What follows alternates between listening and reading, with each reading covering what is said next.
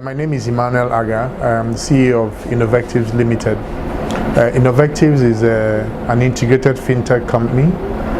What that essentially means is that we play in end-to-end in providing financial services or the payment services to banked, underbanked, and unbanked persons in Nigeria and beyond.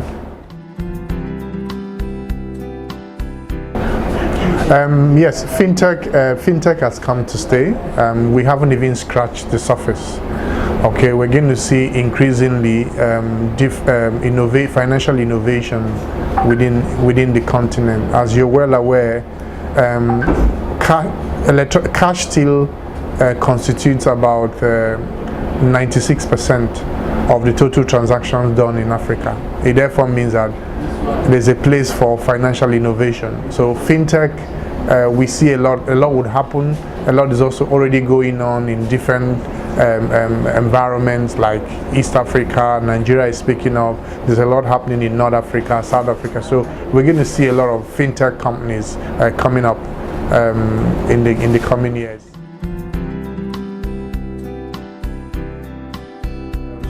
Well, I would say, I'll use it myself, and I'm not a good example because I've tried to raise funds for a long time, and possibly maybe because what we're doing was very new, and so a lot of people, there were no antecedents or business models where people say, okay, this has worked here, let's work with you.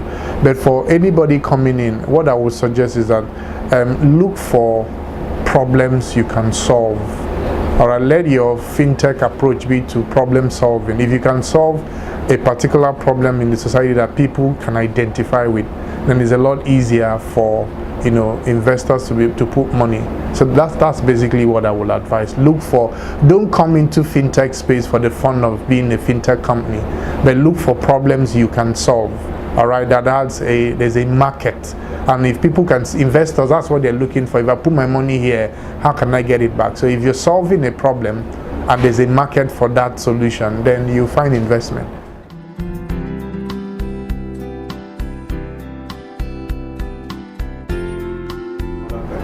Yeah, I know right now there are two extremes, but what I will advocate is that I think a lot of collaboration is important. Fintechs are not end-to-end. Even though a fintech company can start a process and end it without requiring the bank, there's still that comfort of the bank in the minds of customers.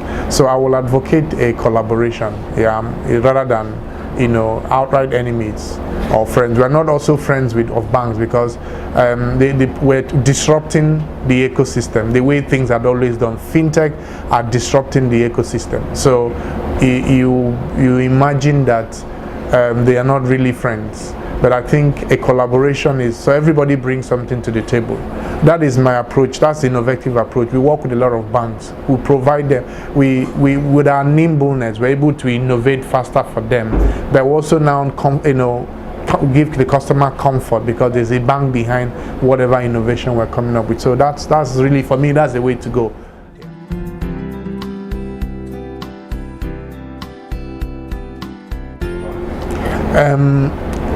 Because of, again, fintechs are disrupting the environment, so they can start a process and end it without involving financial institutions. But because in our environment, for instance, there's a lot of regulation. The regulation is tight on what you can and cannot do. So no one organization can start a process and end it. All right, so you need a lot of players, you need a lot of collaboration. So even though one company is in the forefront, all right, it's being seen as pioneering the end-to-end process, but there are a lot of players in the value chain who are helping to make things happen.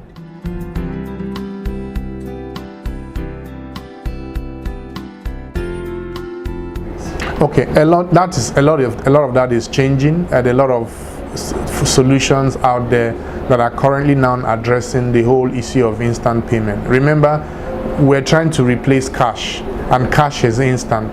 All right, so beyond technologies like the point of sale that require you to get value the next day, you have several digital payment solutions are now available. NIPS had launched Mcash. GT Bank is doing the 737 banking or USSD banking. A lot of other banks are now following suit. You have MasterPass, you have M-Visa, and a whole lot of others, QuickPass, others will still come. So I think the time for instant payment had just arrived. We're going to see that increasingly, different solutions addressing, being able to give the match an immediate value. Because if you're replacing cash, it has to be immediate. All right, so in Nigeria, for instance, and across different climes in Africa, we're beginning to see instant payment happen, and it's just going to increase.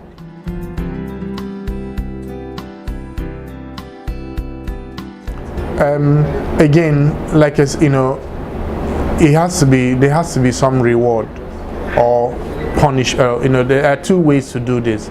You either reward people for embracing digital payment, or you sanction them for using cash. Now, I like the word that you use right now. You call that card an ATM card. That's the issue here, all right? Because that card, it's a bank card. It can work in an ATM, point of sale, online, and different other channels. So we need to begin to educate the people to understand that the ATM is just one channel. The ATM is actually cash. All right, because you're taking cash out from the ATM to go spend. So we haven't eliminated cash when we embark on the ATM. So you need to incentivize people to embrace digital payment and also find a way to punish them when they use cash. That way we can find the adoption faster.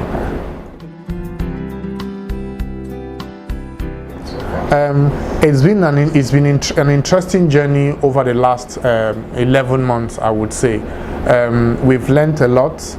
We've also found out that the need is huge. No one person can solve the entire issue of cash or unbanked persons in Nigeria. So there's an opportunity out there for new players and for existing players to collaborate and reach out. From what we've also found out, no one person, all right, again, imagine us small Innovectives.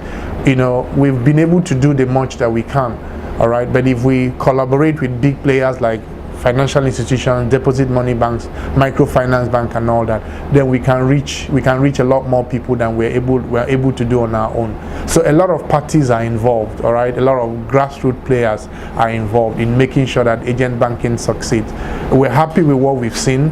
It's a huge gold mine, and if we can get it right, I think that would be the future of banking in not just Nigeria but in Africa.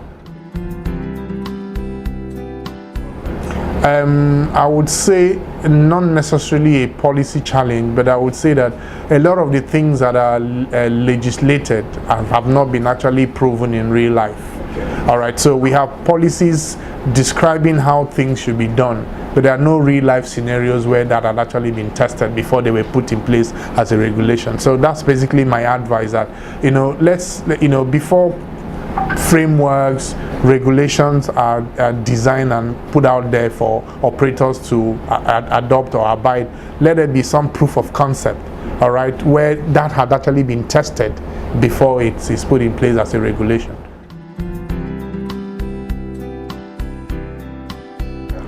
A lot of banks are innovating right now and also collaborating with Fintech, so that there's now, because naturally the way banks are designed, a lot of processes, a lot of policies, a lot of things you need to adhere to. So it's not very easy for banks to be that fast in getting products in the market, because a lot has to be considered.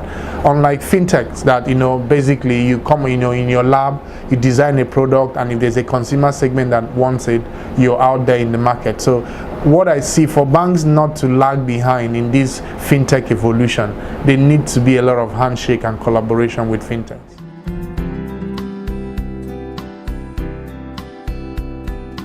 And I would say that they would lose. The fintechs are there now to take the lunch of the banks, so they need to wake up. There are new kids out there on the block, that they are grabbing for the same customer the banks currently today sit on. And if banks don't wake up and embrace what is currently going on, they're going to find out that they won't have customers in the future.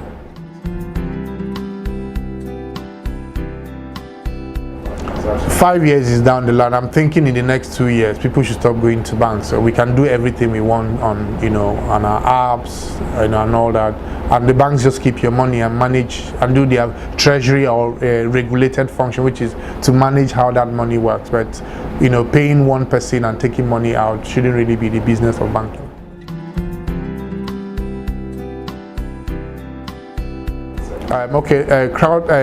Crowdfunding.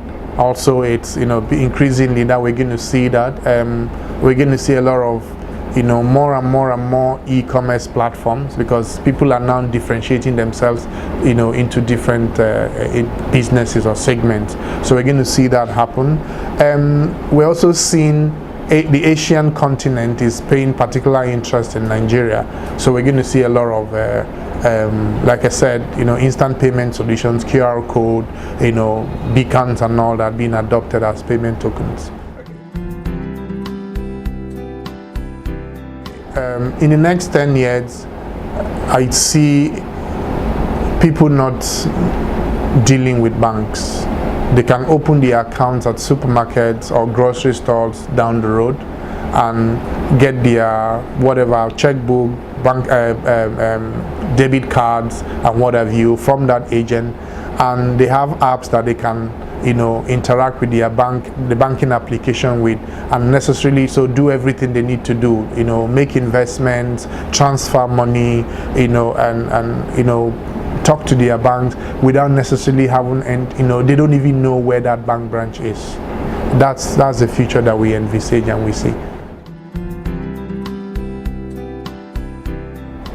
Okay, Innovectives, like I said initially, is an integrated fintech. What that means is that we play in customer acquisition, processing, and also transaction acquiring. All right, so that's essentially we across that chain.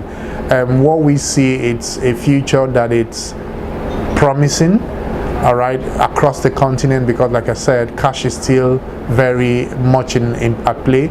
So Innovectives, we're looking at working with not just financial institutions, regulators, and even other partners in ensuring that we convert cash, or we take out or minimize the use of cash across Africa. Yes, we're currently piloting in Ghana and Kenya and Cameroon, so we're beginning to spread out gradually, and I think that before the end of the year, we would be probably entrenched at least in those 3 markets, at least for this year.